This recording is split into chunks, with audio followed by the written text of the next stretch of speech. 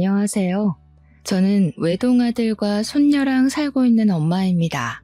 우리 아들이 근래에 이혼을 했어요.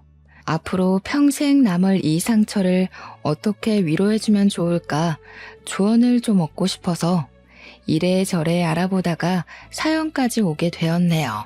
저는 사별해서 남편을 잃었지만 영혼을 약속한 배우자와 갈등으로 인해 갈라져야 했다면 얼마나 상처가 크고 더 지옥 같을지 감히 가늠할 수가 없네요. 부디 제 사연을 들어보시고 마땅한 조언들 한마디씩 남겨주셨으면 좋겠어요.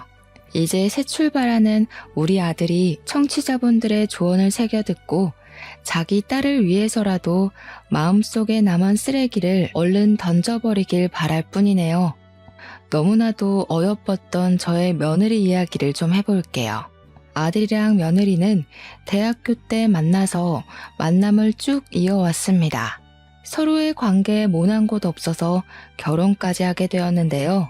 둘이서 꽤 오래 만났기에 저는 며느리를 일찌감치 알고 있었어요. 아들이 워낙 며느리를 자랑하기도 했지만 며느리가 아들 따라서 몇 번씩 저희 집 앞을 왔을 때 저랑 마주쳤었거든요.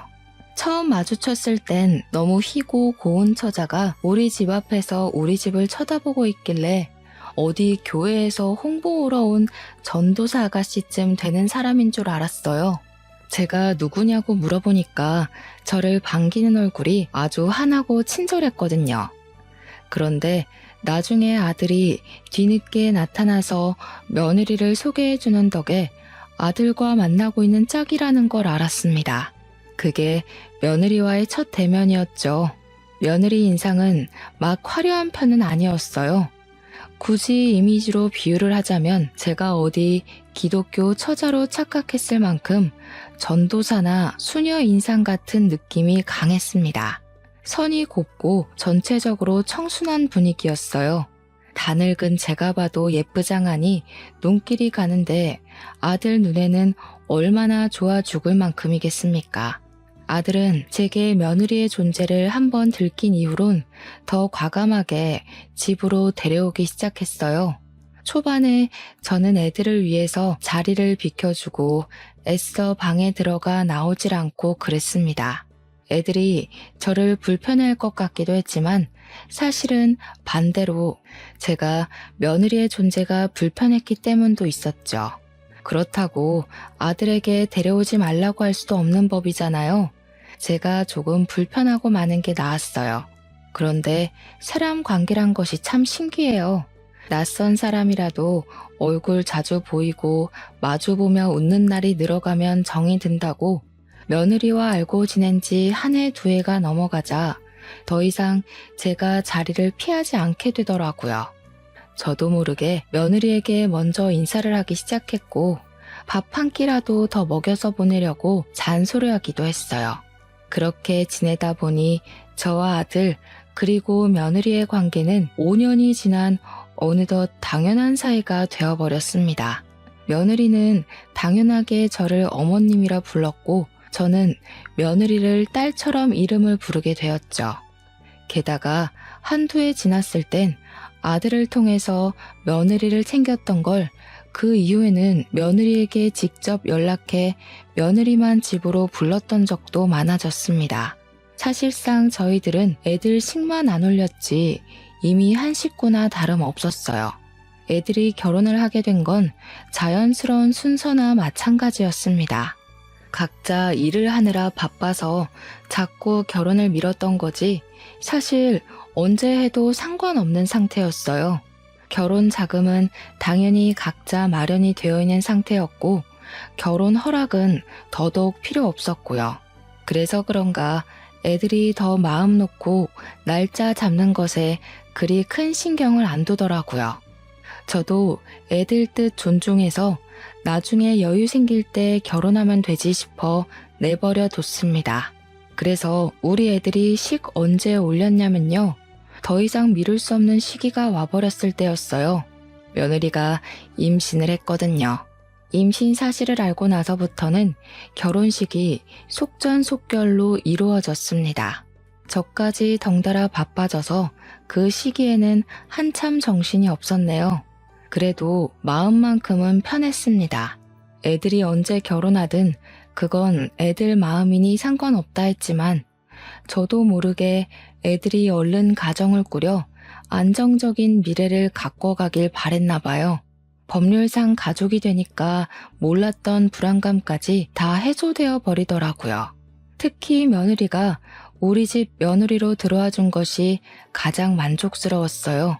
제일 안심한 일이기도 했고요. 우리 며느리는 다시 말하지만 행동거지가 참 참했고 주위 사람들도 1등 며느리감이라 칭찬했을 만큼 야무진 사람이거든요. 공부 잘하지, 일 잘하지, 예의 바르지, 또 자기 관리 아주 투철하지. 우리 아들 또한 어디 내놔도 부끄럽지 않을 정도로 자랑스러운 자식인데 우리 아들 다음으로 자랑스러운 자식이 또 있다면 그게 바로 며느리가 아닌가 생각했을 만큼 저 그때 며느리에게 아주 흠뻑 취해 있었습니다. 아무튼 드디어 허물뿐만이 진정한 부부가 둘은 결혼하고서 저와 합가하기를 원했어요. 그 소리를 듣고 좀 놀랐습니다. 저는 당연히 둘이 분가하길 원했거든요. 젊은 애들이 가정을 꾸렸으면 자기들만의 방식으로 살아야 되는데 제가 있으면 방해만 될 거 아닙니까? 또 저는 과거에 시모의 존재가 곁에 있는 것만으로도 부담스러웠거든요. 저는 제가 좋아하는 며느리에게 그런 작은 부담도 주고 싶지가 않았어요. 그래서 합가는 절대 염두도 안 두고 있었습니다.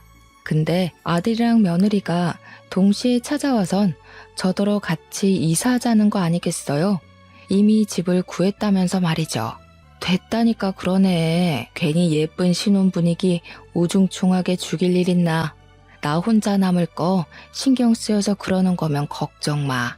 내가 한두 살 애도 아니고 혼자서도 어련히 잘하지. 어머님 혼자서 잘하시는 거 알죠? 그럼 이런 이유는 어떠세요? 제가 집안일을 아직 못 배워서 서툴거든요. 어머님께서 한동안 같이 지내시면서 좀 가르쳐 주시면 안 될까요? 저 뱃속에 아이도 있는데 집안일까지 감당 안 되면 힘들 것 같아서요. 제가 결국 합가를 허락하게 된 이유가 바로 이것입니다. 며느리가 임신 중이란 사실을 망각했던 건 아니지만 며느리가 추후 집안일 신경 쓰느라 몸 관리를 못할 수도 있다는 사실은 깜빡해버렸어요. 생각보니까 애들이 맞벌이하기 때문에 아이를 출산하는 것과 상관없이 밥조차 제대로 못 챙겨 먹을 것 같더라고요. 곰곰이 고민해보니 분가하면서 세금을 이중으로 내며 서로 마이너스 영향만 받을 바엔 합가하는 쪽이 훨씬 긍정적 영향이 많다는 걸 깨달았습니다. 그래서 저는 아들과 며느리의 제안을 받아들였고 애들 신혼집으로 이사를 가게 되었죠. 민폐가 되지 않겠다고 다시 한번 마음 다잡으면서 어쩌면 잘된 일이라고도 생각했어요. 요즘 젊은 사람들 여자고 남자고 다 일하니까 집안일에 능통하지 못한 거 당연하잖아요.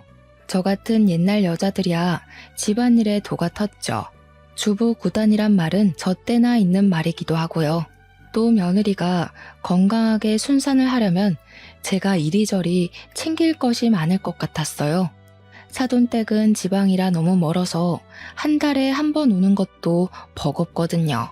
딸을 둔 엄마 입장에서 임신한 딸이 얼마나 걱정되겠습니까? 저라도 대신 며느리 챙기면서 사부인 마음 놓게 해야죠. 며느리는 일 인계할 사람 구해지고 난 후에 휴직계를 냈습니다. 그리곤 저랑 둘이 집에서 시간을 많이 보냈어요. 저는 며느리를 위해서 늘 산모에게 좋은 음식이나 약, 운동 등을 강구하기도 했어요. 며느리는 며느리로서 저를 잘 따라주었습니다.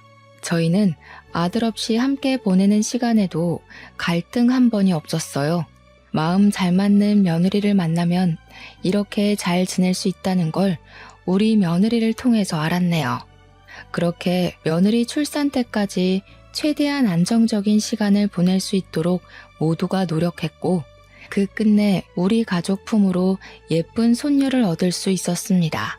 손녀를 처음 만난 그날은 우리 가족이 진정한 가족이 된 이후 두 번째로 큰 행복을 느꼈던 시간이었어요.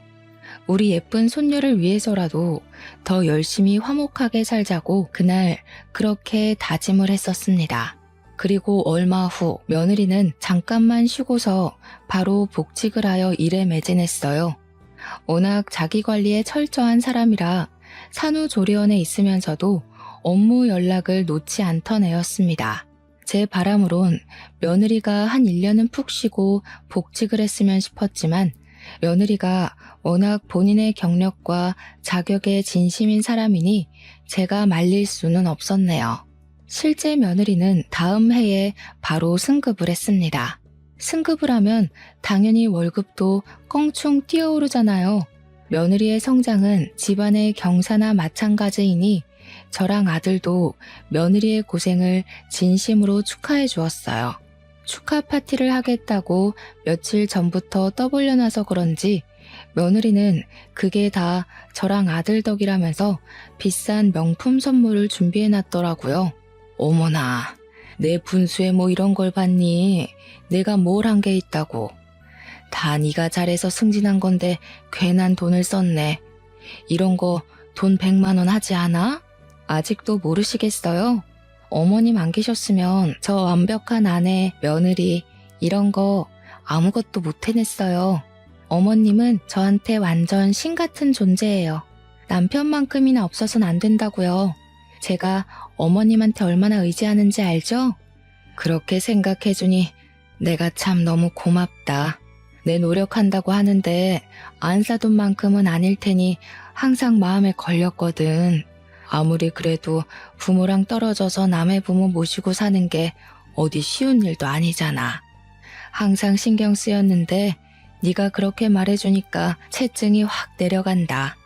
저 엄마한테도 엄청 자랑했어요. 어머님이 엄마 같다고요. 그러니까 엄마가 어머님한테 너무 고마워서 다음에 인사 오겠다고 하던데요.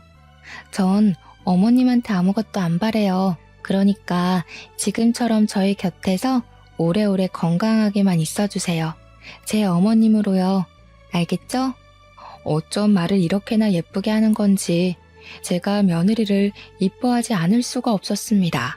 며느리는 제게 선물을 한 걸로 모자라서 잠자리에 들기 전 제 방을 찾아와 따로 용돈까지 줬어요. 그 봉투에도 꽤 큰 액수가 들어있었는데 저 깜짝 놀라서 며느리한테 이러지 말라고 돌려줬거든요. 그랬더니 며느리가 꿋꿋하게 쥐어주면서 손녀 봐주는 것이 고마워서 표현하고 싶은 마음이라고 하더라고요. 말리고 싶어도 역시나 며느리 고집 때문에 그럴 수 없었습니다. 며느리가 지금 안 받으면 제가 받을 때까지 쫓아다닐 거라고 하길래요. 그때부터 저는 며느리가 주는 돈을 받기는 하되 따로 모아놨어요. 정말 필요할 때 쓰고 싶었거든요. 혹시라도 며느리한테 급한 일 있으면 도와주고 싶기도 했고요. 어쨌든 갈수록 더 애틋하고 감사한 며느리의 마음에 화답하고 싶었던 저는 그 마음을 몸으로 때웠습니다. 아들뿐만 아니라 며느리가 끼니 건강하게 먹고 일할 수 있도록 식단에 특히 신경 썼고 집안일은 내 선에서 처리했고 예쁘게 낳아준 손녀까지도 애들 성가시지 않게 잘 돌봤죠. 남들이 봤을 때 가사 도우미냐 베이비시터냐 그렇게 볼 수도 있어요. 저는 우리 아들과 며느리가 저로 인해 편하게 일 보고 다닐 수 있으면 그것이 제가 할 수 있는 일의 최선의 일이라고 생각했습니다. 각자 맡은 바의 역할을 잘 해냈기 때문인지 우리 식구는 다 잘 지냈어요. 갈등은 당연히 없었고 가족으로서 적당히 어울리고 서운하지 않을 만큼 거리를 뒀었죠. 정말 다 좋은데 당연히 약간의 아쉬움도 존재했어요. 그건 며느리가 승급하고 나서 회식 많아지고 갈수록 일도 많아지고 퇴근도 늦어졌다는 건데요. 사실 높은 자리에 올라간 사람이니 당연히 바쁜 거잖아요. 이건 아쉬워도 어쩔 수 없다는 걸 알아서 그저 제 마음속에만 묻어두고 있는 점일 뿐이었어요. 그런데 딱 이대로만 쭉 지냈다면 저만의 아쉬움도 그러려니 하고 묻혔을 것을 하필 그 시기에 모든 게 들춰지고 말 계기가 시작되어 버렸습니다. 그 발단은 승승장구하던 며느리와는 반대로 우리 아들은 회사가 부도나 해고를 당했다는 거예요. 어쩔 수 없는 부당 해고였죠. 그나마 다행이라고 볼 수 있는 건 며느리 덕분에 우리 집이 먹고 살기 어려운 형편은 아니었다는 겁니다. 아들은 해고를 당하고 한 일주일은 알아 누워 있었어요. 딸을 볼 낯도 없어서 밥상머리 앞에 제대로 앉아있지도 못했죠. 게다가 결혼하고 나서 끊었던 담배까지 다시 찾아서 피기 시작했습니다. 한날은 새벽에 화장실 가는 길에 베란다에서 기척이 들려서 내다봤는데요. 아들이 울고 있더라고요. 딸이 태어나고 난 후로는 한 번도 웃음을 잃지 않았던 아들인데 아무래도 청춘을 바쳤던 직장에서 부당해고를 당했으니 쉽게 일어설 수가 없나 봅니다. 아들만의 시간을 괜히 방해하고 싶지 않기도 했고 아들의 자존심을 지켜주고 싶어서 저는 그 모습을 모른 채 하고 돌아섰네요. 저도 그날 밤은 유독 마음이 편치 않아 뜬 눈으로 날을 보냈습니다. 제가 아들을 위해 할 수 있는 일은 더 아무렇지 않게 대하는 거였어요. 더 딸과의 시간을 보내도록 강요하는 거였고요. 허구한 날 방구석에만 있을 거야? 오랜만에 집에 주야장천 있는 건데 이때라도 네 딸이랑 놀아주고 그래라. 애가 아빠 얼굴도 까먹겠네. 일부러 아들을 더 타박하기도 했죠. 그럴 때면 아들은 어쩔 수 없이 방에서 기어나와 자기 딸을 한번 안아보곤 했어요. 우리 손녀가 참 장한 것이 울지를 않는다는 건데요. 누굴 닮아서 그런가 웃음이 많아요. 자기 아빠를 보고도 잘만 웃더라고요. 그것 때문에 아들이 딸을 보고 눈물을 못 참고 터트리는 걸 보고서 저는 자리를 비켜버렸습니다. 그리곤 며칠 뒤였어요. 아들이 갑자기 옷을 챙겨 입고 외출을 하더라고요. 딸과 인사 한번 하더니 저한테 아르바이트 다녀온다고 하는 거 아니겠습니까? 세상에 돈 벌 수 있는 데가 거기만 있는 것도 아니고 아르바이트 하면서 다른 직장 알아보려고. 나보다 나이 더 많은 사람들도 취업 뛰는데 정도면 아직 젊잖아. 아들이 딸이랑 시간을 보내더니 용기를 얻었나 보더라고요. 자식이 있어서 가만히 있을 수 없었던 아들은 끝내 배달 아르바이트를 먼저 시작했습니다. 자랑스러웠어요. 우리 아들이 한층 성장한 어른 같았고 한 집안의 가장으로서도 자격이 있는 것 같아 뿌듯했습니다. 그런데 며느리는 아들이 배달 일을 한다고 하니까 좀 못마땅했나 봐요. 어느 날 방에서 아들이랑 며느리가 처음으로 투닥거리는 소리가 들리더라고요. 제가 감히 끼어들 사이는 아니라고 생각했지만 대화 내용이 바깥까지 들려서 집중을 안 할 수가 없었습니다. 아무리 그래도 그렇지. 여의도 구간 도는 거면 나 회사 다니는 동네잖아. 우리 회사 사람들이 당신 알아보기라도 하면 어떡해? 당신은 와이프가 회사에서 창피당했으면 좋겠어? 내 생각은 안 해? 너네 회사 주소로 된 배달은 안 받으면 되잖아. 그리고 그 사람들이랑은 결혼식 때 한 번 봤는데 뭘 어떻게 알아본다는 거야? 우리 회사 사람들이 눈썰미 얼마나 좋은데 우리 청첩장 돌렸을 때 당신 얼굴 팔렸거든? 우리 집이 배달해야 될 정도로 어려운 게 아닌데 왜 뜬금없이 나서서 고생하냐고. 너무 안타까운 상황이라 생각했습니다. 어쩌다가 사이좋던 애들이 이렇게까지 싸우는 일이 와버렸는지. 부부 일에 이래라 저래라 참견할 입장이 못 되었던 저는 그저 손녀만 안고서 자리를 피할 수밖에 없었어요. 속으로 애들끼리 지혜롭게 관계를 잘 풀어나가길 빌 뿐이었죠. 그런 상황에서 갈수록 안타까운 건 우리 손녀였어요. 엄마라는 사람은 높은 직급이라 바쁘고 아빠라는 사람은 늦은 밤까지 아르바이트 뛰느라 바쁘니 우리 손녀가 시간이 지날수록 더 부모 품에 안겨보질 못하는 겁니다. 한참 중요할 시기인데 이래도 되나 싶어 저도 점점 마음이 조급해지더라고요. 손녀가 저를 좋아해서 울지 않는 건 다행이지만 멀리 생각해보면 이게 다행인 줄도 모르겠어요. 확실히 이때부터 저희 가족이 뭔가 잘못되고 있는 기운은 느껴졌습니다. 그렇게 어느 날이었어요. 우리 손녀는 9시가 되면 꼬박 잠을 잘 잤는데요. 그날은 다소 늦게 잤습니다. 거의 11시 다 돼서 잠이 든 걸로 기억해요. 그래서 제가 집안 정리를 좀 늦게 시작했었거든요. 그런데 한 1시쯤이었나? 누가 도어록을 자꾸 틀리게 눌리는 겁니다. 자꾸 신호음이 울려서 혹시 손녀가 깰까봐 황급히 인터폰 확인했어요. 누구냐고 묻기도 전에 안에서 며느리 목소리 들리더라고요. 저는 바로 나가서 문을 열었습니다. 당연히 며느리 혼자만 있는 줄 알고 잠옷바람 그대로 나갔어요. 근데 막상 제 눈앞에 서 있는 사람은 며느리가 아닌 술에 떡이 된 며느리를 업고 있는 웬 총각이었습니다. 며느리가 번호를 불러주는 대로 총각이 누르고 있었는데 틀리게 부르니까 총각도 계속 틀리게 누르고 있었나 봅니다. 낯선 사람 등장에 제가 당황해서 주춤거리니 총각도 저를 보고 주춤거렸어요. 그러다가 총각이 곧 제게 인사를 하면서 자기가 우리 며느리 동창이라고 소개를 해주더라고요. 그러면서 방이 어디냐고 묻대요. 그제야 저도 당황스러운 마음을 정리하고 얼른 안으로 안내했죠. 고마워서 물 한 잔이라도 주려고 했는데 동창 총각은 괜찮다고 불이 나게 집을 나갔습니다. 며느리는 그새 기절한 듯 잠이 든 상태여서 옷을 갈아입히지도 못했네요. 그날은 며느리를 보면서 기분이 좀 찝찝했습니다. 그전에도 술을 진탕 마시고 와서 쓰러지듯 잠을 잔 적은 많았어요. 그게 당연히 회식 때문인 줄 알았거든요. 근데 그날은 동창한테 업혀온 거라서 많이 의아했어요. 그럼 매일 일하느라 늦는 것도 아니고 회식을 하는 것도 아니라는 소리잖아요. 그 사실을 알게 되니 기분 좀 별로더라고요.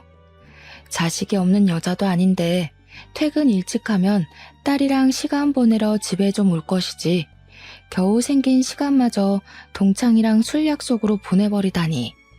제 입장에선 좀 많이 서운하고 이해하기 어려웠습니다. 그래서 다음날 아침에 일어난 며느리에게 물을 수밖에 없었어요. 며느리는 어제 입은 옷 그대로 얼굴 정리도 안 하고 나와서는 물을 마시더라고요. 거실에서 제가 손녀 밥을 먹이고 있었는데 그건 하나도 궁금하지 않는 태도였습니다. 그저 자기 배만 문지르면서 국 하나만 끓여주면 안 되냐고 저한테 부탁하더군요. 무슨 술을 그렇게 먹었니? 듣자 하니 동창이랑 만나서 술 한잔 한 것 같던데. 그날은 일이 일찍 끝났던 거야? 그럼 다른 약속 잡지 말고 집에 오지 그랬어. 아, 어머님 들으셨구나. 일이 일찍 끝났다기보단 동창이 저희 회사랑 계약한 하청업체 직원으로 있더라고요. 반가워서 따로 만났어요. 앞으로 잘 부탁한다고 인사도 할 겸요. 그러니? 일 얘기했다면 뭐라고 못하겠다만 아무리 그래도 그렇지. 애엄마인데 술이 떡이 돼서 외간 남자한테 업혀오는 건 좀 아니지 않나 싶다. 그러다 무슨 일 생기면 어쩌려고 그래. 아이 엄마가 조신하지 못하게. 어머, 제가 그랬나요? 죄송해요. 한 번도 그런 적은 없었는데. 오랜만에 동창 만나서 저도 모르게 너무 애처럼 굴었나 봐요. 정말 죄송합니다. 며느리는 당황하면서 제 앞에서 고개를 숙였습니다. 자신의 실수를 전혀 기억 못하는 얼굴이었어요. 아무것도 모르는 애한테 제가 뭐라고 더 얘기를 하겠습니까? 앞으로 조심하고 술 좀 조절해서 마시라고만 한 뒤 얘기를 마무리했습니다. 그러나 사람은 고쳐먹는 거 아니라고 아니 땐 굴뚝에 연기가 나겠습니까? 그날 며느리의 아슬아슬했던 실수가 가정 불화의 시작에 불과했다는 걸 진작 알지 못해서 화를 피하지 못했는데요. 며느리에게 진심 어린 사과를 받고 나서 며칠 후의 일이었어요. 며느리 전화로 며느리 차에 라이트가 켜져 있다는 전화가 온 겁니다. 그날도 며느리는 술에 떡이 돼서 집에 왔고 늘 그랬던 것처럼 기절해 있었어요.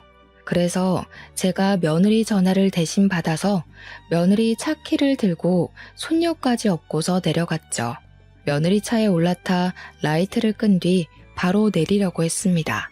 그런데 그때였어요. 어디서 자꾸 메신저 알림 소리가 울리더라고요. 무시하고 내리기엔 계속해서 울리는 것이 끈질기게 제 발목을 붙잡았어요. 대체 뭔가 싶어서 차 주변을 둘러봤습니다.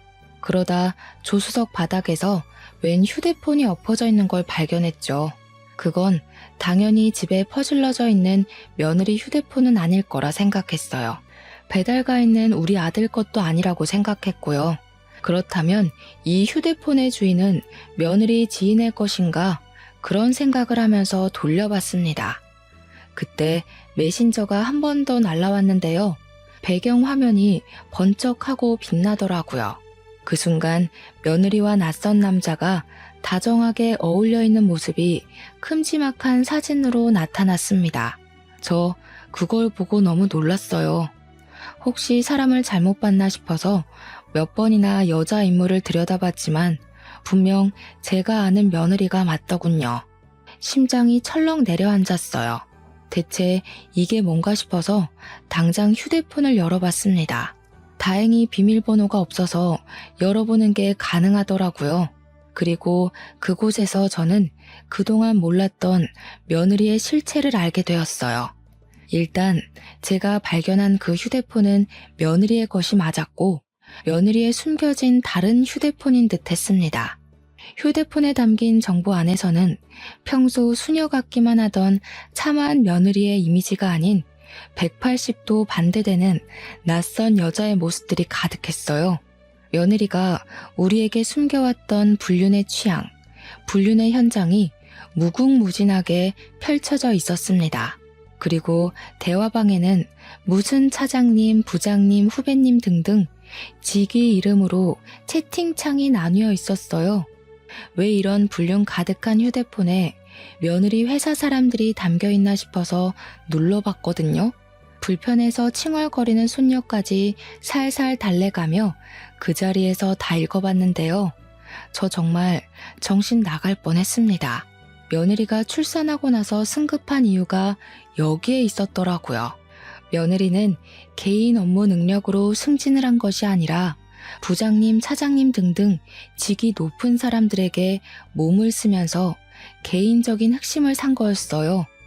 그걸로 모자라 며느리는 자기보다 후배인 직원들과도 아주 바쁘게 바람을 폈는데 젊은 남자들과는 한 자리 얻기 위해서라기보단 그냥 애인으로 지냈더군요.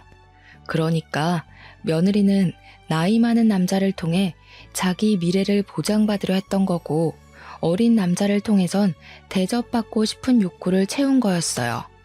아마 가정에 대한 욕심이나 심리적인 안정감도 놓치지 않고 싶어서 결혼을 했던 게 아닌가 싶어요.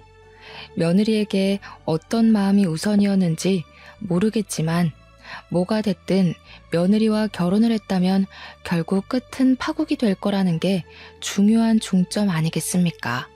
모든 사실을 알게 된 저는 너무 혼란스러워서 입을 틀어막고 울음을 터뜨렸습니다. 그동안 며느리를 믿고 지냈던 수년의 세월이 필름처럼 지나갔어요. 단 한순간도 며느리에게 진심이 아니었던 마음이 없습니다. 딸이 아니지만 딸처럼 아꼈고 엄마가 되어주고 싶었던 마음도 다 진심이었거든요. 제 아들이 며느리를 속상하게 안 했으면 좋겠기에 아들 앞에서 며느리 편을 들어준 적도 덜어 있었습니다. 며느리 같은 며느리는 그 어디에도 없을 거라 단언했어요. 며느리를 볼 때마다 하늘에서 떨어진 천사라고 비유하며 이웃들에게 자랑했어요. 그런데 불륜이라뇨. 그 착한 아이가 가정 파탄의 주범이라뇨. 한 놈도 아니고 제 눈으로 확인한 놈들만 해도 무려 5놈이나 됩니다. 며느리에게 상간남이 있다는 것도 충격인데 한 번에 발견된 놈이 5명이나 될 때 다들 기분이 어떠시겠어요? 제 아들은 지금 제 새끼랑 마누라한테 부끄러운 남편, 아빠 안 되려고 밤낮으로 뛰고 있단 말입니다. 자기 남편이 배달 아르바이트 하면서 가정을 위해 최선을 다하고 있는 줄 알면 적어도 한눈 파는 일은 하지 말아야죠. 어떻게 가족 얼굴에 똥칠을 한답니까? 불쌍한 내 아들. 마누라가 밖에서 한눈 팔고 다니는 줄도 모르고 지금 누구를 위해서 자기 몸 부서져라 일을 하고 있는 건지 눈물이 나다 못해 화가 났던 저는 일단 이 불순한 휴대폰을 숨겨서 집에 들고 올라갔습니다. 며느리는 여전히 술에 찌들려서 자고 있더라고요. 그 모습이 꼴보기 싫어 베개를 들고 얼굴을 한 대 내리쳤어요. 이 천벌 받을 것. 내 손녀 절대 너한테 안 보낸다. 내가 지옥 불구덩이에 떨어지는 한이 있더라도 니년 다 망가지는 꼴 꼭 만들 거야. 감히 우리 아들이랑 우리 손녀 얼굴에 먹칠한 거 가만 안 둘 거다. 그대로 며느리한테 베개 던져주고 방을 나왔습니다. 술에 취해서 아무것도 모르는 걸 알기 때문에 과감하게 저질렀던 행동이죠. 예상대로 며느리는 아무것도 모르고 아무 일도 없었다는 듯 고상한 척하며 출근을 했습니다. 저는 평소처럼 며느리의 식사를 챙겨줬어요. 일단 이 사실을 어떻게 해야 할지 몰라서 티를 내지 않기로 했거든요. 아들한테 말을 하고 싶은데 혹시라도 아들이 이 사실 알고 상처받아서 나쁜 선택이라도 할까봐 이걸 밝히는 게 맞는지 아닌지 고민이 되더라고요. 한참 생각하다가 결국 결정한 것이 전문가의 도움을 빌리는 게 좋겠다는 거였는데요. 저 여태 며느리가 줬던 용돈 안 쓰고 모으고 있었거든요. 그걸로 며느리를 위해서 나중에 쓰려고 했잖아요. 아무래도 변호사를 선임해야겠다는 생각이 들더라고요. 저는 바로 변호사 사무실을 알아봤고 제법 유능한 사람으로 구해서 찾아갔습니다. 제가 갖고 있는 증거물 제출했어요. 무려 5명이나 되는 며느리의 상간남 존재에 변호사도 놀라더라고요. 변호사 말이 사실 이 정도면 굳이 몰래 소송하지 않더라도 며느리가 맞고소할 수 없다고 확언하는 겁니다. 전문가 말을 들으니까 너무 안심이 되었어요. 그제야 저는 용기 내어 아들에게 알리기로 했습니다. 엄마는 아들 선택에 맡길 거야. 그런데 아들, 네가 딸 생각한다고 이혼을 보류하는 결정은 안 했으면 좋겠어. 아이한테 엄마가 필요한 건 맞지만 사실 그런 엄마는 필요 없는 데다가 걘 한 번도 우리 손녀한테 엄마 노릇을 해준 적이 없어. 아들이 제 조언을 제대로 들었는진 모르겠지만 아들은 며느리 불륜 사실에 상당히 괴로워했습니다. 자신이 부당해고를 당했을 때보다 훨씬 더 말이죠. 다행히도 제가 부탁하고 사정하는 탓에 아들이 며느리한테 불륜 사실을 아는 채는 안 했어요. 그저 며느리 얼굴을 제대로 못 보거나 말 섞는 걸 자제했을 뿐이었습니다. 아들의 이혼 고민이 늘어갈수록 아들의 차가운 반응도 늘어가니 그에 따른 며느리의 불만 또한 같이 생길 수밖에 없었는데요. 하루는 며느리가 출근 전 제 곁에 와서 아들 흉을 보며 툴툴거리더라고요. 아무래도 취업이 잘 안 돼서 더 까칠해진 것 같죠? 그냥 집에서 쉬라고 해도 하여간 말을 안 들어요. 대체 누구 고집을 닮은 건지. 어머님이 나중에 다시 한번 말 좀 해주세요. 오토바이 그거 위험하기도 하잖아요. 창피해서 그런 거 아니고. 됐다. 취업이 안 되면 예민해질 수도 있지. 가족이라도 이해해줘야지. 안 그럼 어디 마음 기댈 곳 있겠어? 가족이라면 그런 의리는 있어야 되는 거 아니니. 저도 모르게 그날 난생 처음으로 며느리에게 퉁명스러운 말씨와 대답이 나가버렸어요. 며느리는 한결같았는데 제가 달라져 버린 거죠. 그냥 며느리 실체를 알아버리니까 감히 가족 내다버린 년 입에서 우리 아들 욕이 나오는 게 듣기 싫더라고요. 며느리도 제 기분이 안 좋은 게 느껴졌는지 당황하면서 어색하게 웃었어요. 제 눈치를 보더니 그 순간만큼은 더 순한 양처럼 행동하다가 출근했습니다. 그리고 그날 저녁이었어요. 적어도 아들이 한 달 정도는 생각할 시간을 가질 줄 알았는데 아들이 며느리의 실체가 담긴 폰을 들고 제 방으로 오더니 직접 소송장 준비하겠다고 하더라고요. 제가 휴대폰을 아들에게 줬거든요. 며느리를 용서해 줄 거면 네 손으로 직접 증거물 없애라고 말이죠. 그랬더니 아들이 도무지 며느리의 이중 생활을 눈 감아줄 수가 없었나 봐요. 저는 아들의 결정에 얼마나 가슴을 쓸어내렸는지 모릅니다. 안아서 장난감 물고 있는 손녀를 안으며 제대로 큰 결심을 했어요.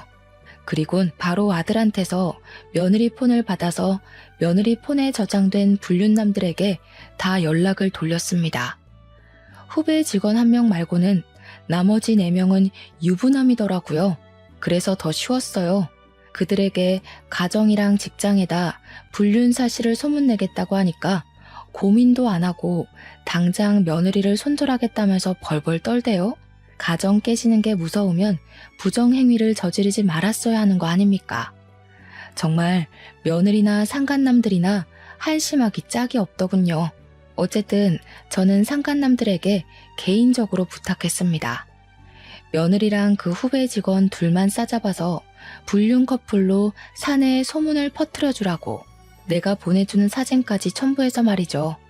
그랬더니 가정이랑 자신들의 직위는 지키고 싶었던 4명의 상간남들이 손수 며느리와 그 후배 직원을 묶어 회사에 퍼뜨리기 시작했어요. 고위직급이라 그런가 행동 빠르고 지시가 빨라서 회사에 소문 퍼지는 건 시간 문제더라고요. 며느리가 출근한 아침에 연락했는데 그 몇 시간 만에 난리가 난 것 같았습니다. 그 사실이 퍼지자 회사에 붙어 있을 수 없었는지 며느리가 결혼하고 정말 오랜만에 대낮에 집에 온 거 아니겠어요? 오늘 몸이 안 좋아서 좀 일찍 왔어요. 저 좀 쉴 테니까 저녁 때까지 깨우지 마세요. 몸이 아파서 왔다는 우스운 핑계를 대는 며느리 앞을 아들이 막아섰습니다. 그리곤 아들이 며느리 얼굴에다 소송장을 집어던졌죠. 아내라는 사람이 이렇게 유명한 사람인지도 모르고 내가 아주 입이 마르고 닳도록 자랑하고 다녔네. 언제까지 뻔뻔할 생각이야? 당신 제정신이야? 왜 얼굴에 던지고 그래? 이게 뭔데 그래? 며느리는 얼굴에 얻어맞은 소송장을 주워들더니 그걸 읽으면서 점차 표정이 굳어갔어요. 이혼 사유는 네가 제일 잘할 텐데 이미 회사에 소문쫙 퍼졌잖아. 변명할 여지가 없을걸? 오늘은 한 놈이랑만 퍼졌겠지만 다음 주는 2번째 놈도 터질 거야. 그리고 그 다음 주는 3번째를 터뜨릴 거고 그 다다음 주는 4번째를 터뜨릴 거지. 끝이 아니더라. 5번째까지 네가 오래오래 쓰레기로 기억되게 질질 끌면서 터뜨릴 거야. 이제 상황 파악되니? 아들의 도발에 며느리는 순식간에 사색이 되었습니다. 우리가 모든 걸 알고 있다는 생각은 못했었나 봐요. 자기의 실체가 들통나자 더 이상 발뺌 안 하곤 아들 앞에 바로 무릎을 꿇더군요. 갑자기 사죄까지 하기 시작했어요. 나 빨리 승진해서 우리 식구 잘 먹고 잘 살게 하려고 그랬던 거야. 우리 식구 부자 되면 이 사람들 다 청산하려고 했어. 당신한테만 정착하려고 했다고. 어머님은 제 마음 아시잖아요. 제가 어머님한테 돈 많이 드렸잖아요. 제 돈 받아먹고 모른 체 하시는 거 아니죠? 뭐라고? 내가 너처럼 돈이면 뭐든 다 되는 사람인 줄 아니? 나는 적어도 돈 때문에 걸레짝처럼 몸 꿀릴 생각은 안 해. 어디서 몰상식한 소리라고 있어? 애 보기 부끄럽지도 않아. 당최 며느리는 평소 무슨 생각을 하고 사는 건지 마음이 조급하니까 정말 말도 안 되는 생각을 해 보이더라고요. 자기 자식보다 자기 앞날을 더 중요시 여기는 태도를 보였는데요.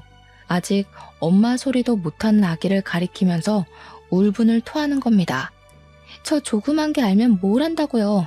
먹고 울고 똥만 싸는데 솔직히 아직까진 짐승이랑 똑같은 거 아니에요? 쟤만 아니었어도 이 지경까지 안 왔어요. 이렇게 급하게 결혼도 안 했을 거라고요. 너무 황당한 말이지 않습니까? 우리 아들이랑 며느리 6년 만에 결혼했습니다. 그 정도면 급하게 결혼한 것도 아니거든요. 심지어 임신 안 했다면 그 기간이 더 길어졌을 수도 있다고요. 게다가 어떻게 자기 자식더러 짐승이라고 얘기를 할 수가 있나요? 저는 오히려 그렇게 얘기를 하는 며느리가 더 짐승 같아 보여서 결국 못 참고 며느리의 귀싸대기를 날렸습니다. 그런데 그때였어요. 며느리의 망언에 아들은 저랑은 다른 뭔가를 깨달았나 봅니다. 갑자기 며느리 멱살을 잡더니 충격받은 얼굴을 하는 거 아니겠습니까? 그리곤 아들이 내뱉는 말에 저도 입을 틀어막고 말았어요. 애 아니었으면 결혼 급하게 안 했을 거라는 게 무슨 말이야? 설마 혜율이 우리 딸 아니야? 아들이 콕 집어 얘기를 하자 며느리 표정이 세차게 흔들렸습니다. 그리곤 당황한 며느리가 뭔 개소리냐며 생전 우리 앞에서는 안 쓰던 은어까지 쓰기 시작했어요. 누가 봐도 며느리의 거짓말은 거짓말로 보일 정도였죠. 화가 난 아들은 며느리를 강제로 끌고서 현관으로 향했습니다. 그리고 저 보고도 손녀를 데리고 같이 유전자 센터 가자고 해서 외출을 하게 되었어요. 가는 도중에 며느리가 계속 저항했지만 아들이 처음으로 무서우리만큼 힘을 써서 며느리를 차에 태웠어요. 그리고 몇 시간 뒤 센터에서 받은 서류로 인해 절망적인 사실이 밝혀졌습니다. 설마 했는데 제가 안고 있는 손녀가 우리 아들 핏줄이 아니라는 사실이었어요. 손녀를 안고 있던 저는 그대로 주저앉아서 눈물을 터뜨렸습니다. 이런 상황에서도 아무것도 모르고 착하게 안겨있는 손녀를 더 꼭 안으면서 당시의 상황을 원망했어요. 아들은 들고 있던 검사지를 며느리한테 던지면서 생부가 누구냐고 소리치고 있었습니다. 장소가 센터인 것도 있고서 상간남들 중에 누구냐면서 당장 밝히라고 언성을 높였죠. 미안해 여보. 나도 나중에 알았어. 그 사람들은 아니야. 내가 다 잘못했으니까 제발 그냥 넘어가줘. 당신이 시키는 거 다 할게. 내 급여 당신이 관리하겠다고 해도 아무 말 안 할게. 내 전 재산 다 줄게. 그러니까 제발 부탁이야. 아무것도 묻지 마. 뒤져보면 알겠지. 남자관계 복잡한 네가 우리 딸 생부를 과연 끊어냈을까? 대신 내가 뒤져서 알아내면 넌 이제 한국에서 얼굴 들고 못 살 줄 알아. 아들이 작정하고 며느리의 본 휴대폰을 뺏으려고 하자 며느리가 결국 알겠다고 실토를 했는데요. 그 얘기를 듣고 제가 제일 크게 경악하고 말았어요. 듣다 보니 누군지 어렴풋이 알겠더라고요. 며느리 말이 손녀 생부는 자기 동창생이라고 했습니다. 그 말을 듣자마자 생각나는 사람이 있었어요. 바로 지난날 술 취해서 며느리를 업고 왔던 동창생이었죠. 그 총각이 우리 손녀의 생부였던 거예요. 며느리랑 그때 만난 이유가 일 때문이 아니라 손녀 때문이었던 겁니다. 게다가 임신하고 그 총각이 아닌 우리 아들이랑 결혼을 했던 건 우리 아들과 사귀던 중에 그 총각이랑 바람을 피웠는데 당시 그 총각은 전망이 없는 사람이었고 우리 아들이 더 미래가 탄탄했던지라 우리 아들 애인 척 속이고 결혼을 했던 거라네요. 여보, 미안해. 어머님, 제가 잘못했어요. 저 정말 이혼하기 싫어요. 다시는 바람 안 피울게요. 돈 때문에 그랬어요. 이제 돈 필요 없으니까 다 정리할게요. 제발 한 번만 봐주세요. 2번 실수하면 그때 이혼하면 되잖아요. 이미 지나버린 사실까지 알자 저는 또 한 번 세상이 무너지는 느낌을 받았습니다. 아마 아들이 가장 크게 상실했겠죠. 그 와중에 며느리는 계속 손이 발휘되도록 빌었어요. 하지만 그게 어디 용서로 될 일이겠습니까? 부부는 신뢰가 없으면 이미 끝난 관계잖아요. 그건 가족 관계도 마찬가지고 부모 자식 관계도 역시라고 생각합니다. 아들은 물론이거니와 저도 며느리에게 더 이상 신뢰가 없어요. 며느리와 함께 가야 할 이유가 없기 때문에 며느리의 용서를 받을 이유도 없었습니다. 아들은 끝내 며느리를 버렸고 이혼 소송을 진행했습니다. 그뿐만 아니라 손해배상 청구까지도 하게 되었죠. 그리고 무려 5명의 상간남에다 손녀의 생부까지 해서 총 6명의 상간남에게 상간자 소송을 진행했어요. 또 며느리에게 양육권 청구도 빠짐없이 요구했고요. 며느리는 우선 불륜 소문이 나자마자 회사에서 사직당했습니다. 소문이 좀 길게 퍼져서 그 뒤로도 같은 계열사 취직은 어려울 거예요. 게다가 그 4명의 유부남 집안에서 상간녀 소송까지 당하는 바람에 전 재산을 잃고 빚쟁이가 되었다고 들었거든요. 어디 일용직 아르바이트나 뛰지 않을까 싶습니다. 그런 여자 소식 더는 불경스러워서 관심 끊다 보니 여기까지만 알고 있고요. 일단 우리 아들은 다행히 취직에 성공했어요.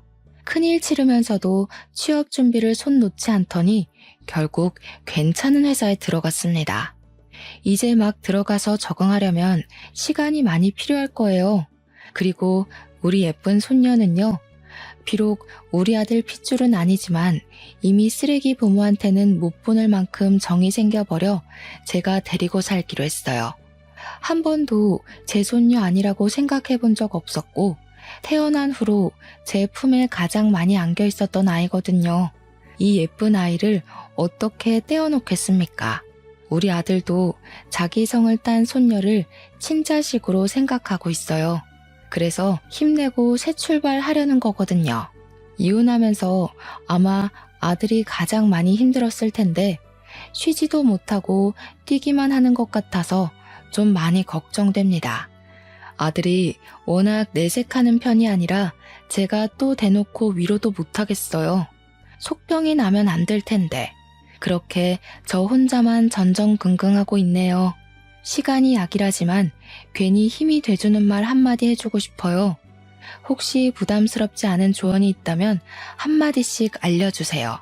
우리 아들이 보고서 내심 위로를 받을 수 있었으면 좋겠습니다.